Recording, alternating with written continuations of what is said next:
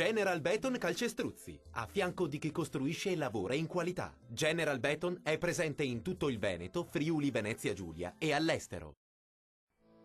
Ben ritrovati al meteo. Bel tempo prevalente sulle nostre regioni, ma vediamo il dettaglio di domenica 15 luglio. Sul Veneto ampio soleggiamento ovunque, sulla nostra regione infatti sarà una splendida giornata caratterizzata dal sole, possibili soltanto degli isolati temporali pomeridiani sui rilievi e localmente fin verso le medio-alte pianure. Temperature in lieve calo con minime comprese tra 14 e 18 gradi, massime oscillanti invece tra 23 e 27 gradi circa. Spostiamoci ora a vedere la situazione del Friuli Venezia Giulia.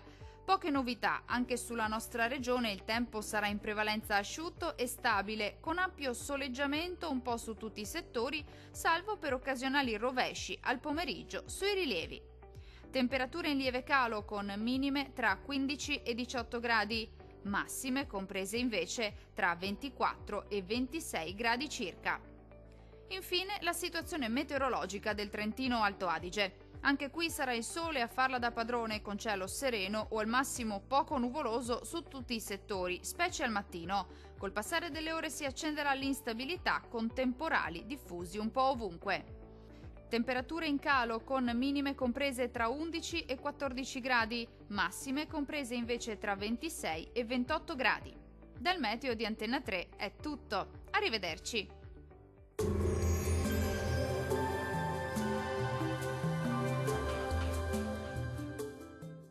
General Beton Calcestruzzi, a fianco di chi costruisce e lavora in qualità. General Beton è presente in tutto il Veneto, Friuli, Venezia Giulia e all'estero.